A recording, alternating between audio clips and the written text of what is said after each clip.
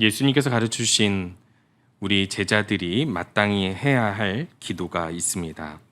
그것은 6가지 간구로 요약이 되고 있는데요. 그 중에 두 번째 간구가 나라가 임하시오며라는 간구입니다. 이 나라가 임하신다라는 것은 하나님 나라가 이 땅에 오기를 간절히 구한다라는 뜻인데요.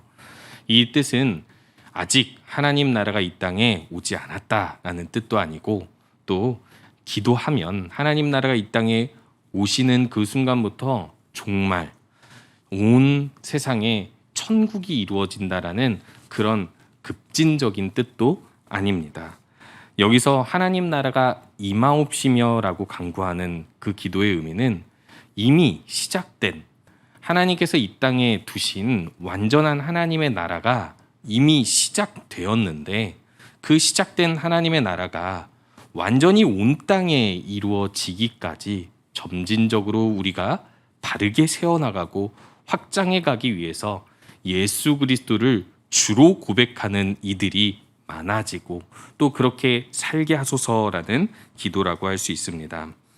사실 하나님의 나라는 창조 때부터 인간의 역사 가운데 이루어졌습니다. 하나님께서 심히 보기에 좋았다라고 말씀하실 때, 또 하나님의 말씀으로 온 세상을 지으실 때 하나님께서는 완전하게 자신의 나라를 창조하셨고 또 그렇게 다스리셨습니다.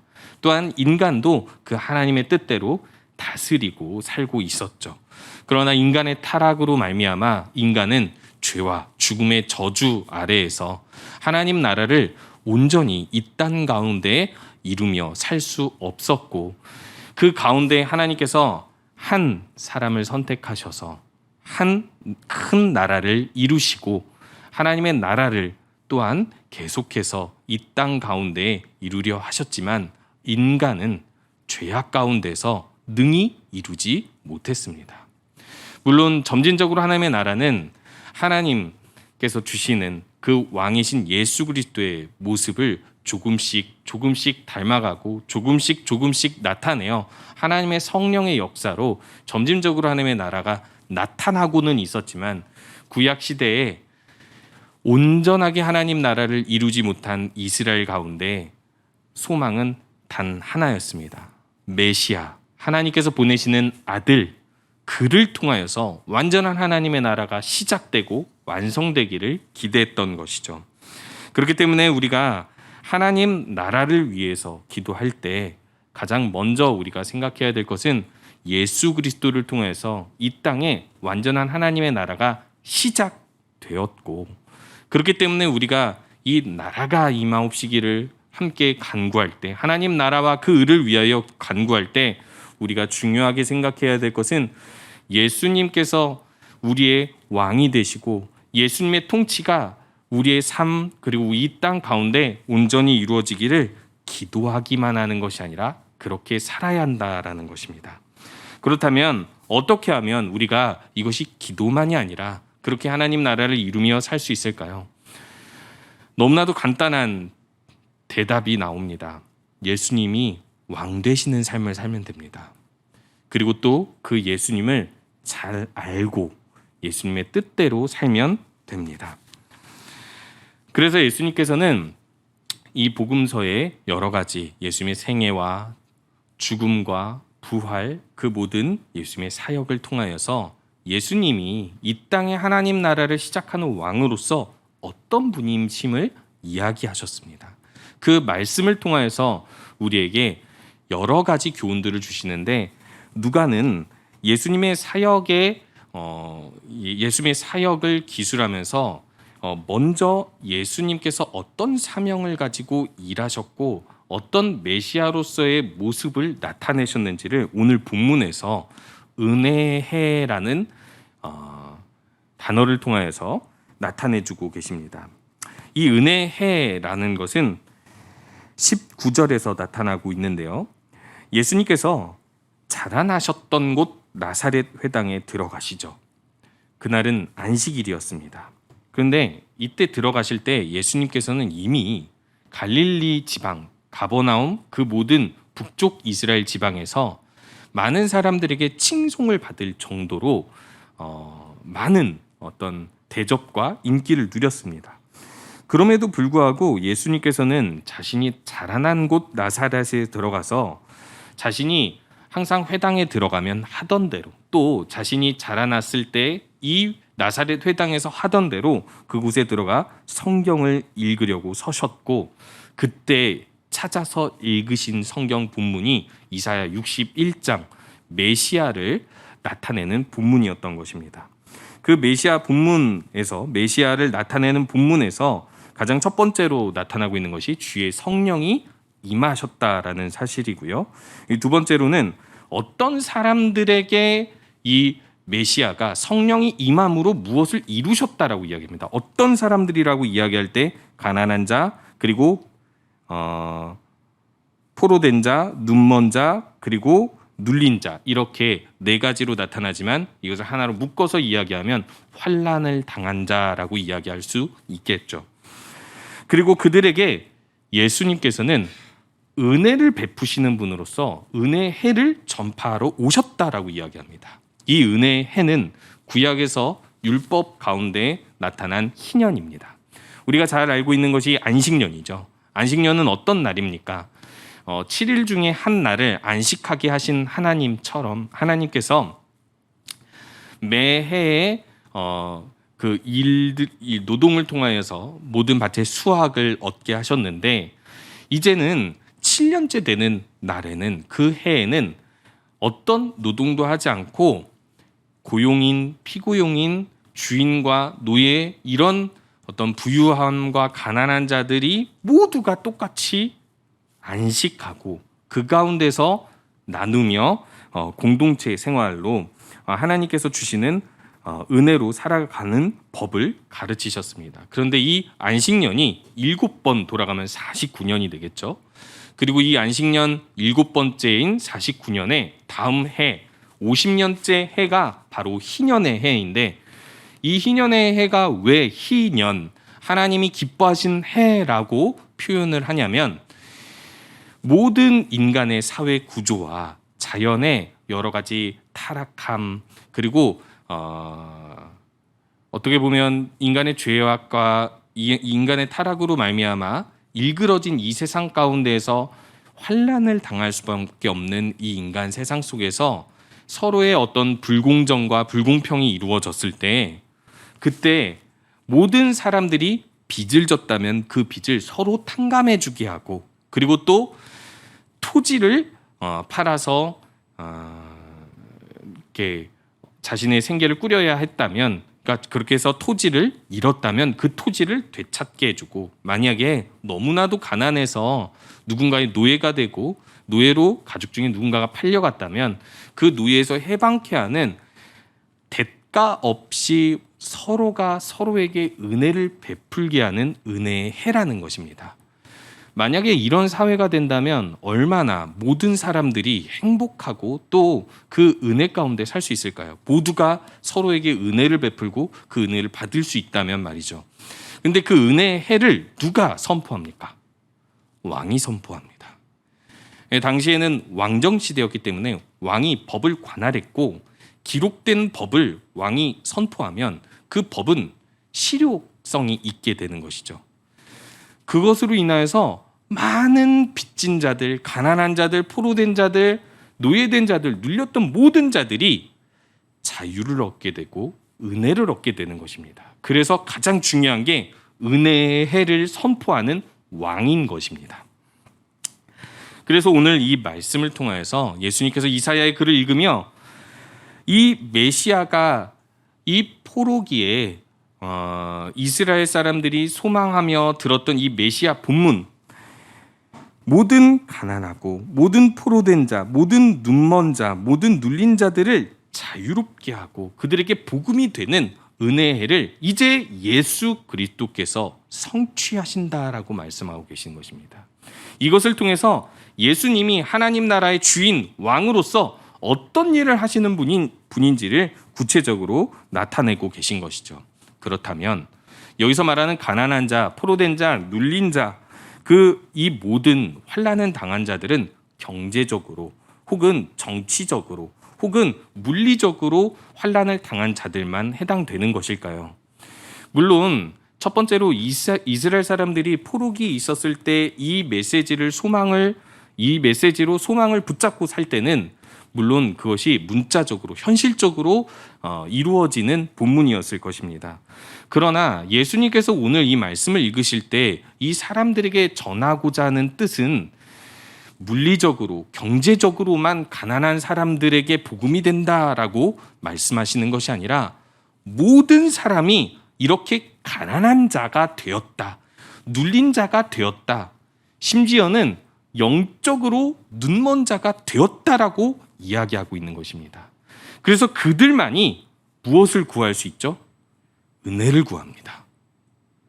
부유한 자들은 희년 은혜의 해가 은혜가 아닙니다. 자신들의 것을 내어줘야 되기 때문이죠. 그런데 오로지 가난한 자들만이, 환난 당한 자들만이 은혜를 구하고 기다리고 간구합니다. 그렇기 때문에 예수님께서 오늘 이 말씀하시는 이 환난 당한 자, 가난한 자들을 지칭하는 사람들은 단순히 물리적으로 경제적으로만 그러한 사람들이 아니라 마음속에 하나님, 나는 한 인간으로서 주님 옆에 아무것도 없는 사람입니다. 아무것도 우리의 모든 어려움을 해결할 수 없는, 아무런 능력이 없는 사람입니다라고 심령이 가난한 자로 자청하는 사람들을 지칭하고 있다는 것이죠. 즉, 우리가 하나님 나라를 온전히 이루며 사는데 가장 중요한 조건이 있다라는 것입니다. 그것은 바로 심령이 가난해지는 것입니다. 내가 하나님 앞에 아무것도 아니고 아무런 능력도 없고 스스로 설 수도 없고 스스로 구원받을 수도 없는 죄인이었다라는 사실을, 이 모든 죄와 죽음 가운데서 해방해 주시는 예수님이 아니면 나는 아무것도 아니다라는 사실을 인정할 때, 그렇게 하나님께 은혜를 구하는 사람이 될 때, 그 은혜를 구하는 삶이 하나님의 통치를 받아들이는 삶이라는 것입니다. 하나님의 은혜의 해가 선포될 때 그 은혜를 온전히 인정하고 받아들이는 사람이라는 것입니다. 그래서 이제 이 예수님께서 은혜의 해를 선포하실 때 이렇게 우리가 스스로 마음이 가난해져서 하나님께 은혜를 구한다면 한 가지 믿음을 요청합니다. 그것은 바로 예수 그리스도가 메시아로서 하나님의 성령으로 일을 하는 자라는 것입니다. 여기서 보면 주의 성령이 내게 임하셨으니라고 이야기하고 있습니다. 구약 성경의 여러 가지 많은 일들 가운데서 하나님의 놀라운 기적, 놀라운 일들이 완성될 때는 항상 무엇이 일하였다라고 이야기하죠. 천지창조의 때가 그랬던 것처럼 하나님의 성령이 일할 때 모든 일들이 완벽하게 이루어진다, 성취된다라고 이야기하고 있습니다. 더더군다나 오늘 이야기하고 있는 가난한 자에게 복음을 전하게 하신다. 그리고 뒤에 보면 눈먼 자에게 다시 보게 함을 전파하며 할 때 이 전파라는 그 용어가 구약에서 이사야 이 본문에서는 이 부르다라는 용어로 쓰이고 있는데요. 이것은 창세기 1장 5절, 8절 등에서 나타나고 있는 하나님께서 창조하신 그 빛 그리고 낮과 저녁을 부르실 때 하는 말씀인 것입니다. 하나님께서 성령으로 일하시는데 하나님의 말씀으로 그 모든 존재를 부르시고 또 그들에게 명령하실 때 그 모든 주님의 은혜로운 일들이 완벽하게 이루어진다라는 것을 이야기하고 있다라는 것이죠. 그래서 오늘 이 말씀을 통해서 예수님은 자신을 분명하게 이렇게 드러내고 있는 것입니다. 이제 하나님의 온전한 나라가 시작됐다.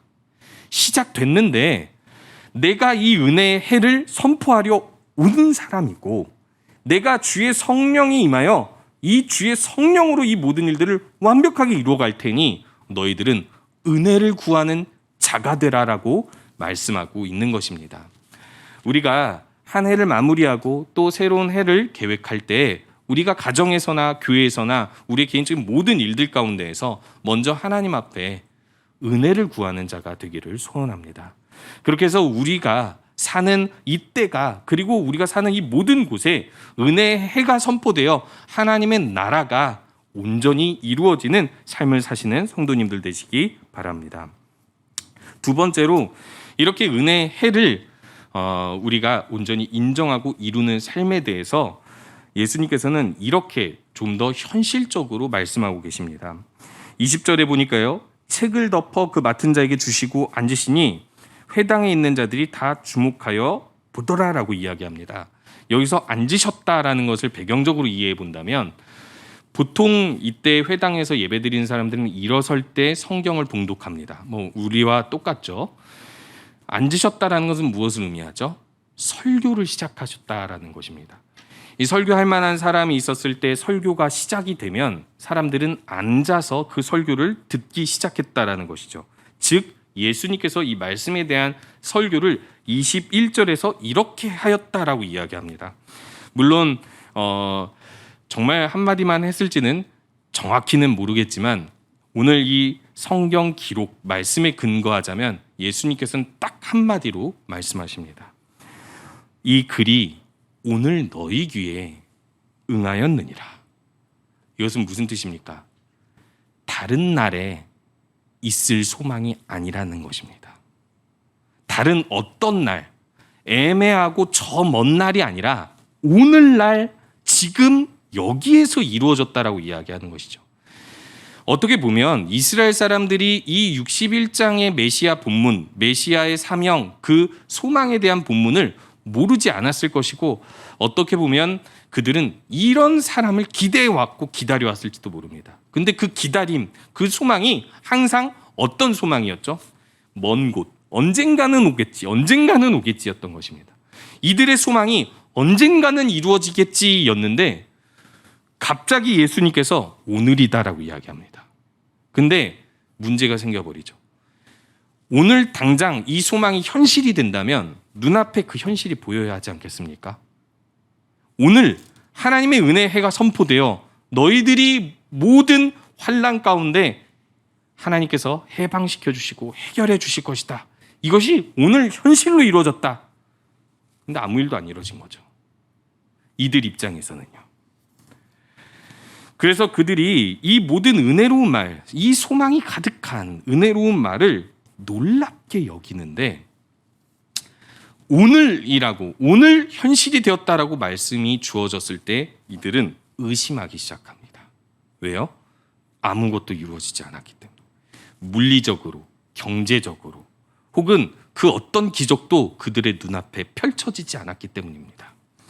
그래서 이들은 이 사람이 요셉의 아들이 아니냐라고 이야기합니다.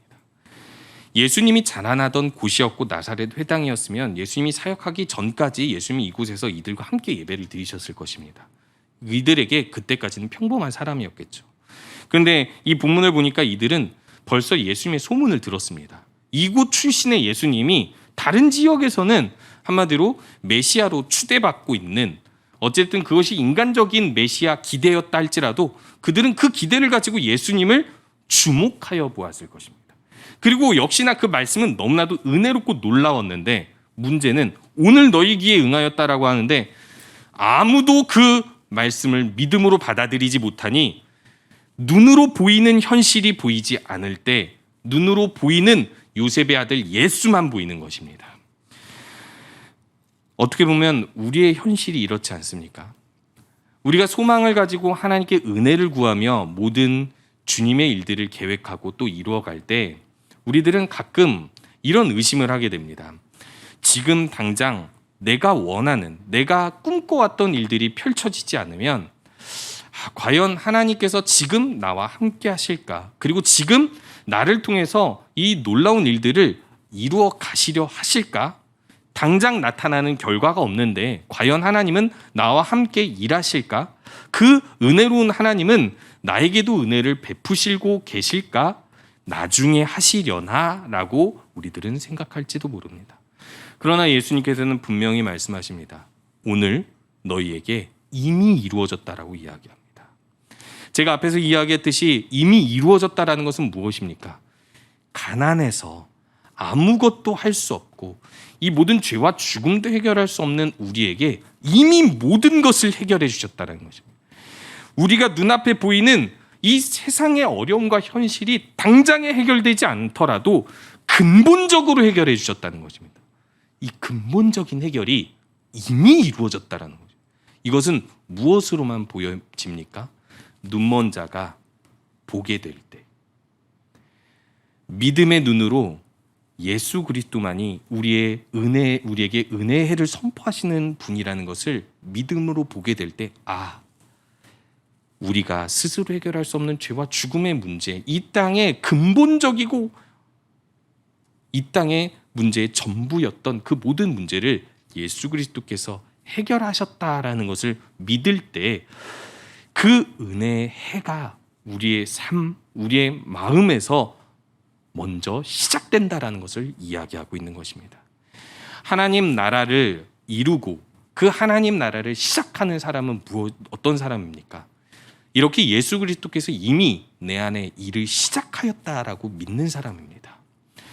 우리가 가끔은 우리 눈앞에 여러 가지 많은 결과들이 나중에나 하나님께서 소망을 주시려나 하는 결과일 것만 같지만, 사실 하나님은 예수 그리스도를 통해서 이미 이루셨고 이루어가고 계시다라는 것을 강조해주고 계십니다. 그러므로 우리들이 그 예수님이 현실이 되었다라는 것을 지금 우리의 삶 속에서 믿음으로 주님의 일들을 이루어가라고 말씀하고 계시는 것입니다. 그렇기 때문에 예수님께서는 이렇게 그들의 마음을 분석하고 계십니다. 이렇게 이야기하시죠. 의사야, 너 자신을 고치라는 속담을 인용하여 너희들이 이렇게 말할 것이다, 이렇게 생각할 것이다 라고 이야기합니다.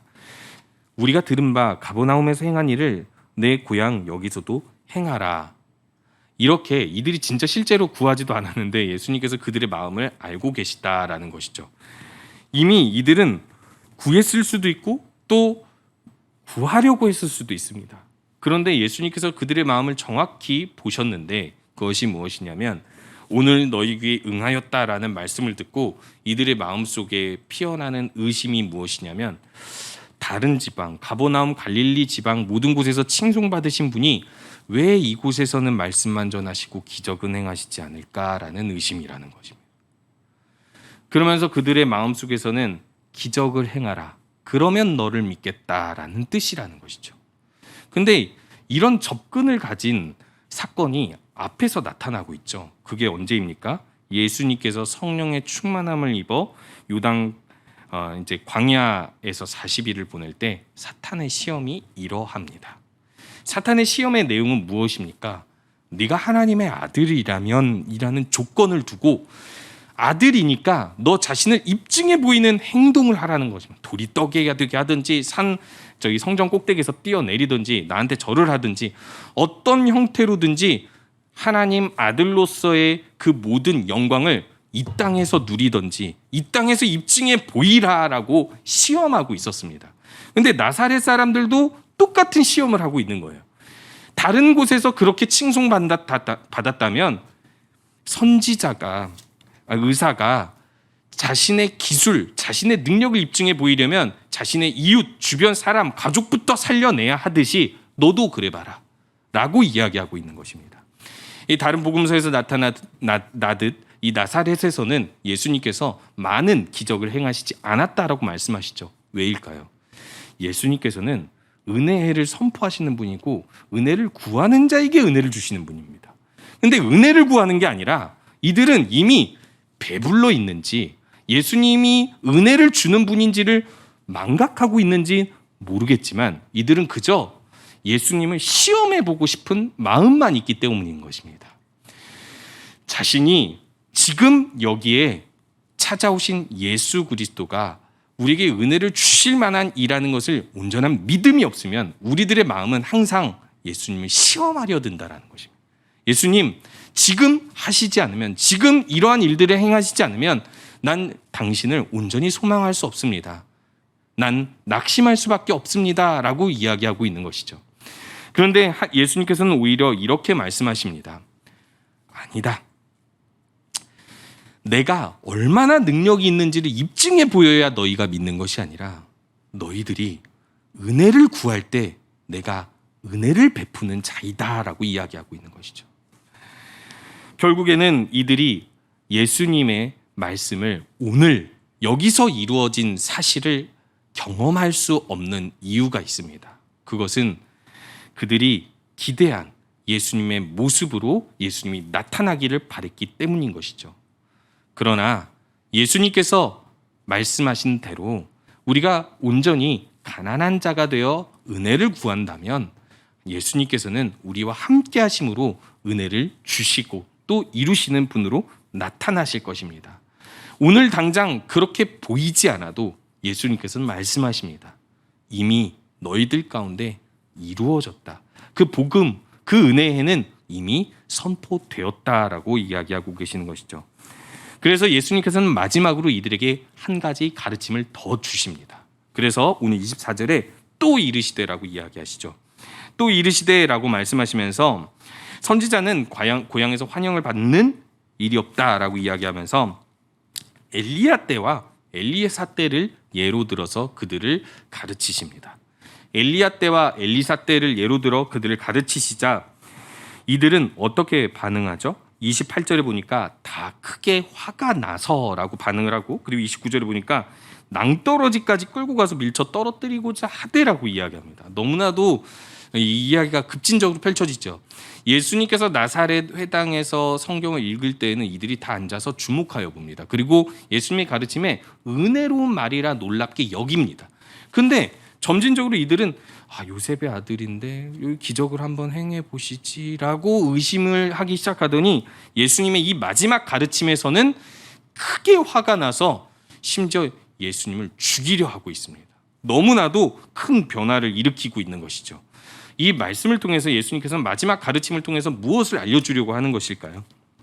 사실 엘리야 때에 다른 이스라엘 사람들이 아니라 이방인 과부가 은혜를 받고, 또 엘리사 때에 다른 나병 환자, 이스라엘의 나병 환자들이 구원받은 그 은혜를 받은 것이 아니라 이 이방 사람의 적군 장군인 나아만이 이 은혜를 받았다라는 것은 두 가지로 이 유대인들의 마음을 찌르게 됩니다. 첫 번째는 이 유대인들은 엘리야 때와 엘리사 때가 얼마나 악한 시대인지를 잘 알고 있습니다. 그들은 너무나도 성경을 그리고 신학을 잘 연구해 왔던 사람들이기 때문에 역사를 보고 잘 알고 있었던 것이죠.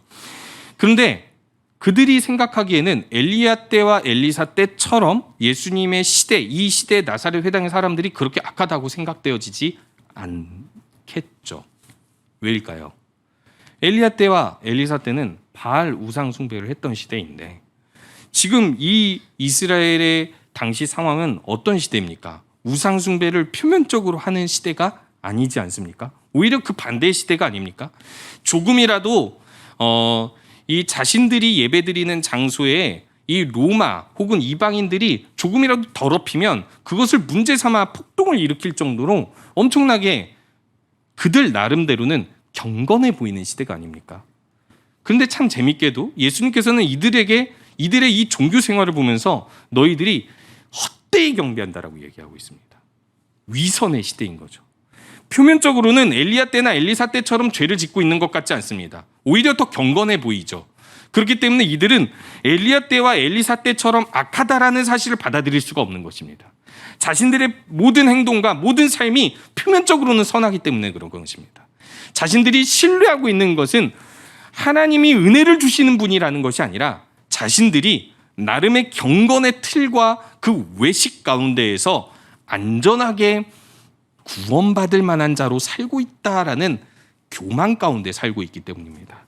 그렇기 때문에 예수님께서는 이 깨달음을 주시기 위해서 이들의 이 견고한 이 돌과 같이 굳어진 마음을 깨기 위해서 이 엘리야 때와 엘리사 때를 예로 들어 말씀하고 계신 것이죠. 그리고 두 번째로 이들을 예민하게 하는 용어가 하나가 있죠. 그것이 바로 이방인입니다. 당시 유대인들은 제가 앞에서 말씀드렸듯이 오히려 이방인과 섞여 살던 구약 시대에는 이들이 섞여 살면서 우상 숭배를 함으로 죄를 지었지만 오히려 이 당시 유대인들은 오히려 우상 숭배에 대해서 상당히 거부 반응을 보이면서 이방인들을 사람 취급을 하지 않았습니다.